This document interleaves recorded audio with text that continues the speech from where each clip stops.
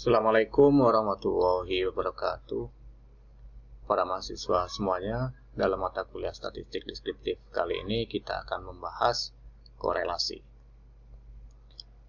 Dalam perkuliahan ini, kalian diharapkan nanti memahami derajat korelasi variabel, scatter diagram, korelasi linear, korelasi bukan hubungan sebab akibat, dan menghitung korelasi. Korelasi itu sejarahnya diciptakan oleh Carl Pearson yang dia membantu usaha dari Sir Francis Galton, di mana Sir Francis Galton itu ingin meneliti tentang intelijensi atau genetika orang Eropa. Ini adalah data dari Galton yang kemudian dibuat rumusnya oleh Carl Pearson. Jadi datanya ini punya Galton, tapi kemudian dia meminta bantuan Pearson untuk mengolah datanya.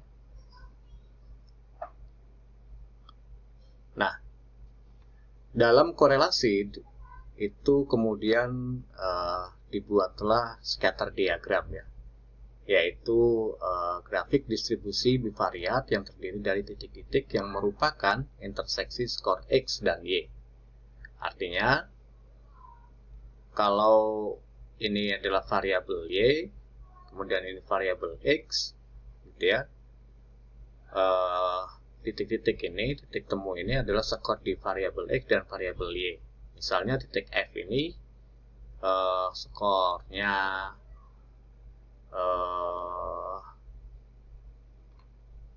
7 gitu ya. Terus kemudian yang Y-nya skornya 2. Jadi titiknya ada di sini gitu. Titik-titik inilah disebut dengan scatter diagram atau scatter plot.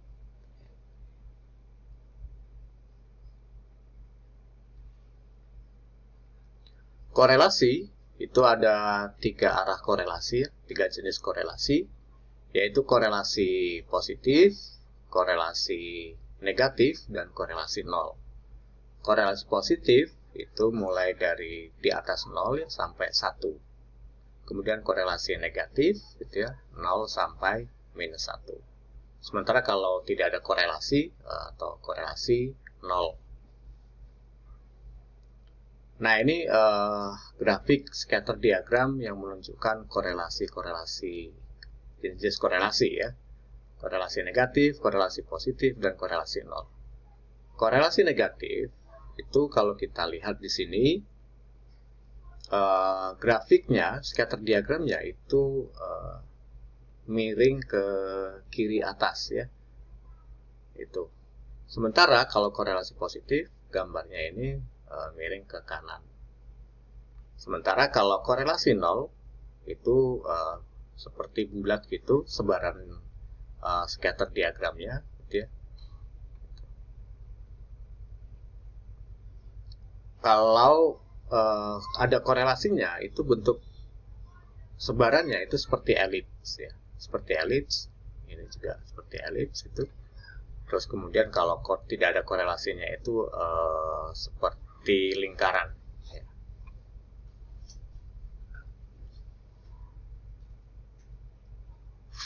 Nah, ini adalah beberapa scatter diagram yang menunjukkan derajat korelasi yang berbeda-beda. Ada korelasi sempurna atau korelasi 1. Ini itu semua titik-titik yang ada di sini itu semuanya berada di atas garis. Nah, ketika ada satu titik saja yang dia melepas dari satu garis, di atas garis gitu ya, maka itu korelasinya kurang dari 1. Seperti ini. Ini kalau garisnya di tengah-tengah sini gitu ya, gitu, maka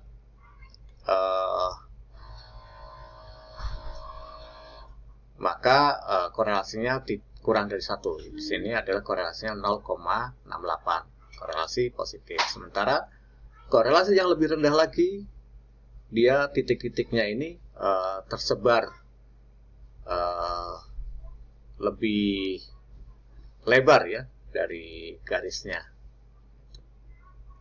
Nah, semakin korelasinya 0 itu dia sebarannya semakin menyebar gitu titik-titiknya, tidak membentuk garis seperti ini gitu ya. Nah, lawannya ini korelasi negatif dengan derajat yang sama seperti yang tadi, gitu ya. Titik-titiknya posisinya sama persis seperti yang plus 6 plus 0,68, tetapi posisinya dibalik gitu ya. Nah, ini juga sama persis, garis lurus itu korelasinya sempurna. Semakin titik-titik ini keluar dari garis, maka korelasinya semakin tidak sempurna. Semakin jauh titik-titik ini menyebar dari garis seperti ini, maka dia korelasinya semakin rendah. Sehingga kemudian ini korelasinya 0 gitu ya.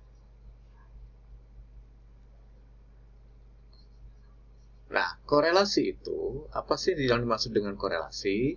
Korelasi itu bukan pengaruh ya. Sekali lagi, korelasi itu bukan mencari pengaruh variabel X ke variabel Y, gitu ya. Atau misalnya kalau korelasi 0,5 itu bukan 50% asosiasi antar variabel, bukan.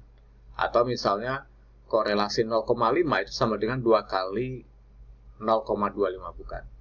Korelasi itu bukan berbicara tentang itu, tetapi korelasi itu apa? Korelasi itu bicara tentang titik-titik tadi itu ya, sebaran titik-titik itu kasusnya yang diharapkan pada berkaitan antara variabel satu dengan variabel kedua itu seperti apa, gitu ya. Misalnya korelasi 0, gitu ya. Itu titik-titiknya itu antara di atas median sama di bawah median itu sama. Seperti ini median, ya. Ini 50% 50% sama. Jadi dia tersebar sama gitu ya.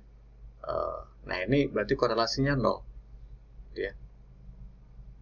Tetapi kalau korelasinya itu 0,5, artinya di sini sebarannya seharusnya membentuk arah menceng ke kanan gitu ya, seperti tadi itu.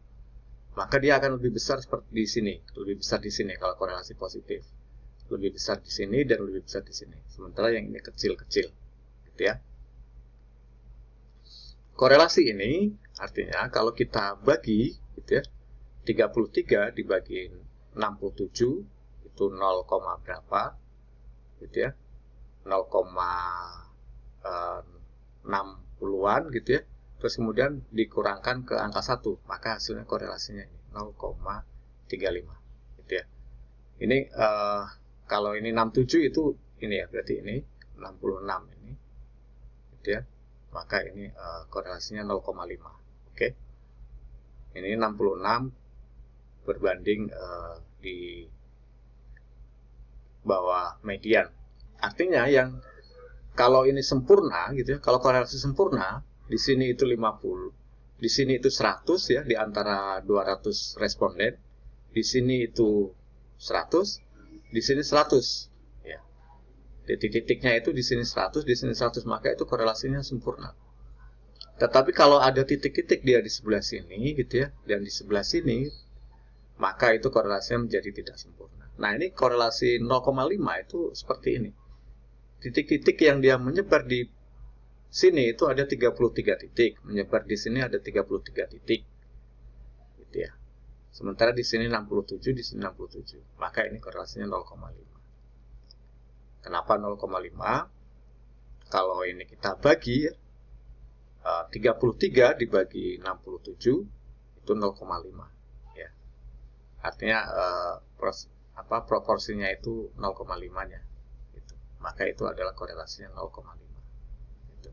Nah, korelasi itu juga berkaitan dengan bagaimana sih seharusnya posisi variabel Y itu jika dikaitkan dengan variabel X gitu ya. Rumus korelasi ini ada dua rumus, ini skor mentah dan rumus skor Z ya. Nanti kita akan kasih contoh bagaimana menghitung dua korelasi dengan rumus yang berbeda. Ini kalau korelasi dengan tabel SPSS ya. Korelasi dengan skor mentah, kita lihat di sini ada 10 responden atau 10 data gitu ya. Variabel X-nya, variabel Y-nya itu ini dikuadratkan dulu, 17 kuadrat sama dengan ini, 9 kuadrat sama dengan ini. Kemudian ada perkalian X dan Y. 17 kali 9 sama dengan 153 dan seterusnya sampai dijumlahkan semuanya, Y kuadrat, X kuadrat, XY gitu ya. Sehingga kemudian kalau dimasukkan di hitungan sini, X kuadrat, sigma X kuadrat itu ini 3248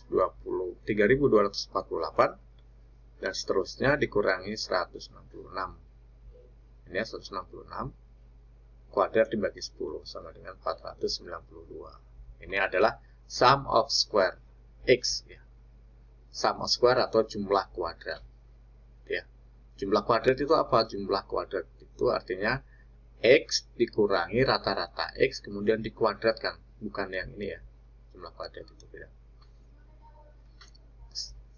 Kemudian diteruskan rumusnya gitu ya.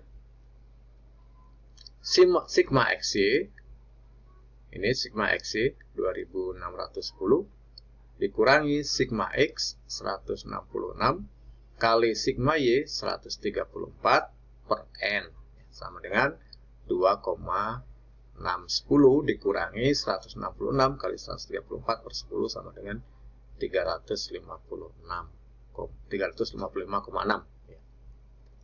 Nah, kemudian yang ini itu ini cross product gitu ya, perkalian deviasi X dan deviasi Y gitu ya.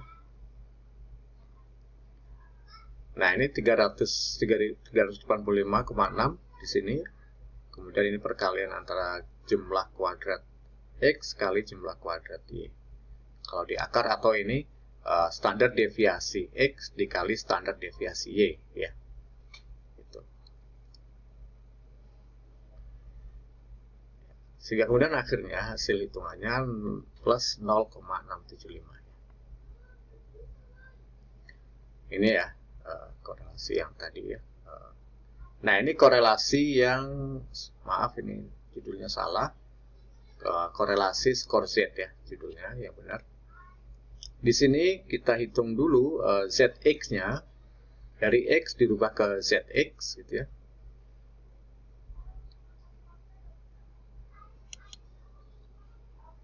Ya.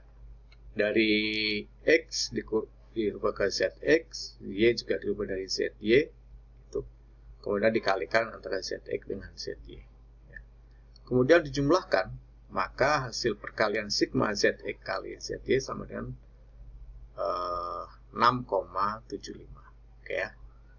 6,75 kemudian dibagi 10 sama dengan 0,675. Sama persis seperti yang hasil skor mentah ya.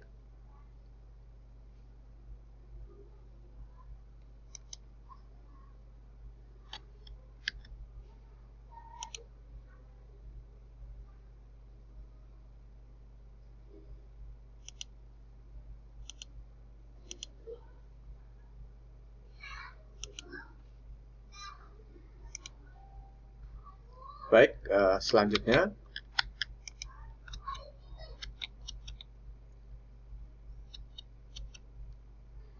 oke, rumus yang tadi ya, skor Z. Kemudian selain korelasi Pearson, kita bisa menghitung juga korelasi Spearman ya. Korelasi Spearman. Artinya ini menghitung korelasi dengan skornya itu dirankingkan gitu ya. Korelasi yang dihitung berdasarkan ranking skor. Di sini rumusnya 6 sigma D kuadrat. Nanti D kuadrat itu apa? D kuadrat itu adalah selisih ranking X dengan ranking Y ya. Kemudian dikuadratkan, itu D kuadrat. Terus kemudian ini N kuadrat minus 1 ya. Nah, kalau kita hitung data yang sama dengan yang tadi, kalau yang tadi korelasi Pearson hasilnya 0,675, kalau kita hitung dengan korelasi Spearman hasilnya 0,609 ya. beda sedikit ya, karena memang tapi perbedaannya tidak akan terlalu jauh antara Spearman sama Pearson ya. Ini Rx itu adalah ranking X. Kita lihat di sini. Skor yang tertinggi di sini 30 itu kita rankingkan 10 ya. Jadi skor yang tertinggi itu rankingnya terbesar di sini. Tidak sebaliknya ya. Artinya kalau biasanya kan skor tertinggi itu skor rankingnya 1 gitu ya, enggak. Tapi ini skor tinggi rankingnya besar juga gitu ya. Mulai dari 10 karena ini ada subjeknya ada 10, maka rankingnya 10 sampai 1. Oke ya. Sampai 1. Ini 10, terus kemudian ranking 9, ranking 8, ranking 7, dan seterusnya.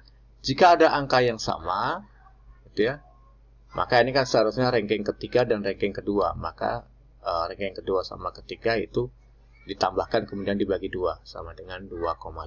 Ya.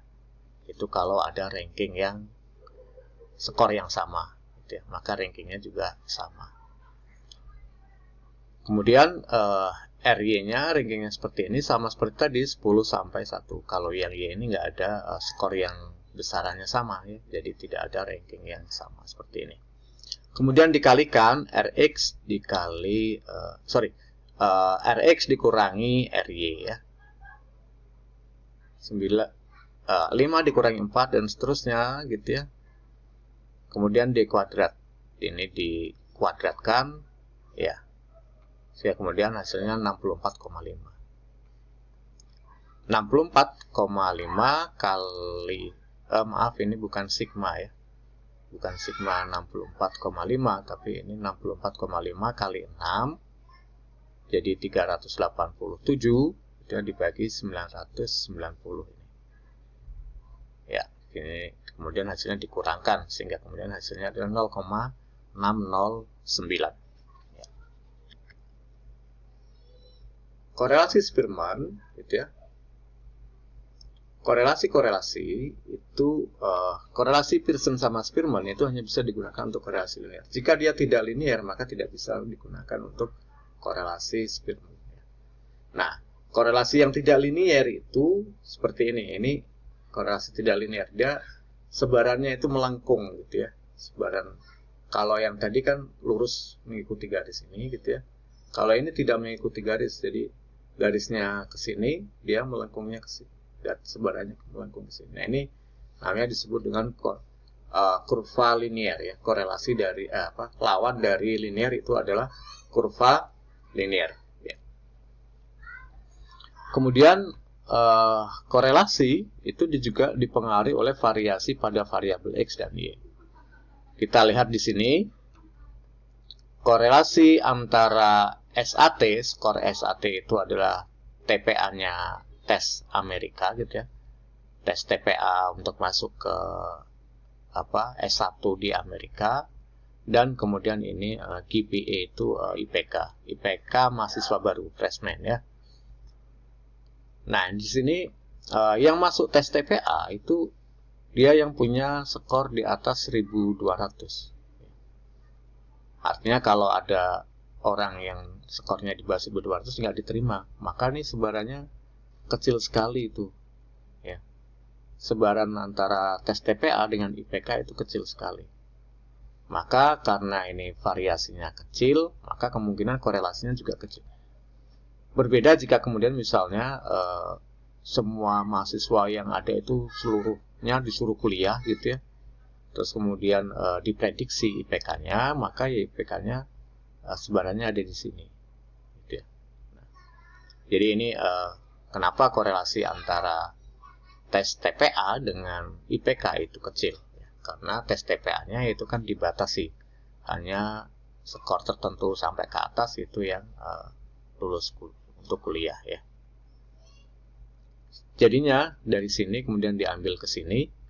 Sebarannya kecil sekali nih, sehingga kemudian hampir seperti lingkaran atau pasti rendah ini ya, karena sebarannya menyebar banget. Gitu.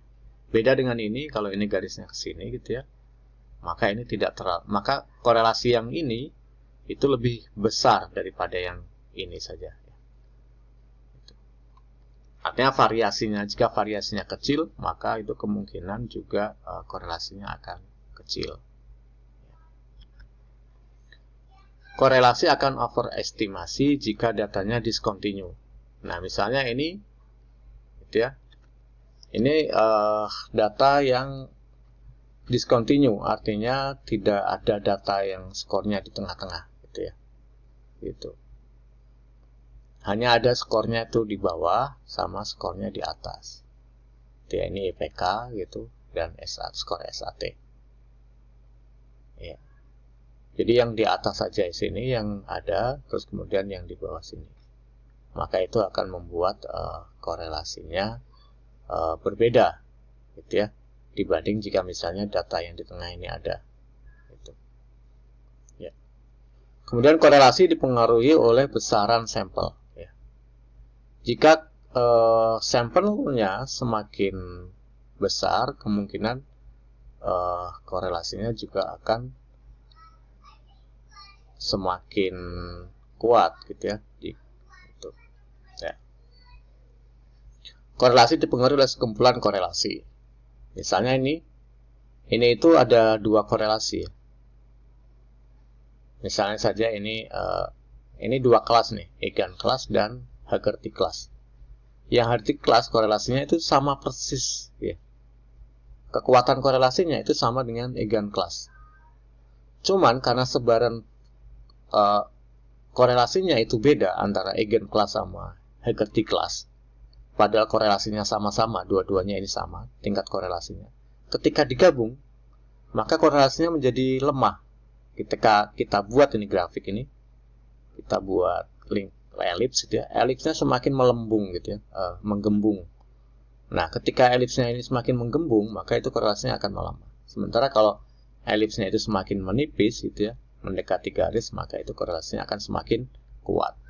Nah, sementara yang ini juga korelasinya sama antara yang bawah sini sama yang atas, itu korelasinya sama ya. Ketika digabung jadi satu, ada dua data korelasi, ketika digabung jadi satu, maka ini korelasinya akan tetap ini. Ini korelasinya akan tetap ya. Sementara ini korelasinya sama, digabung menjadi menurun korelasinya ketika digabung. Dua data korelasi yang digabung menjadi lemah dari sebelumnya. Sementara yang ini korelasinya ketika digabung, maka korelasinya ini akan tetap sama seperti semula sebelum digabung. Baik, untuk mengetahui kemampuan kalian dalam memahami korelasi ya, silahkan kerjakan tugas-tugas ini. Buatlah scatter diagram hubungan dua variabel X dan Y, apa arah korelasinya gitu. Korelasinya apa, positif atau negatif. Kemudian hitunglah R dengan dua desimal gitu ya, korelasi 0, berapa gitu ya. Menggunakan skor mentah dan juga menggunakan skor Z ya. Cek apakah hasilnya sama ya. Kalau sama berarti hitungan kalian benar ya. Hitunglah mungkin kalau dengan Excel ya. Kalau kalian hitung dengan Excel, maka kalau dengan Excel kan desimalnya tidak terbatas itu ya. Itu akan lebih tepat ya, akan sama persis itu. Tapi kalau kalian bulatkan nanti kemungkinan akan tidak sama. Kemudian juga hitunglah korelasi Spearman. Baik, tugasnya nanti akan harus kalian upload di Spot ya. Terima kasih, sampai jumpa di perkuliahan selanjutnya. Assalamualaikum warahmatullahi wabarakatuh.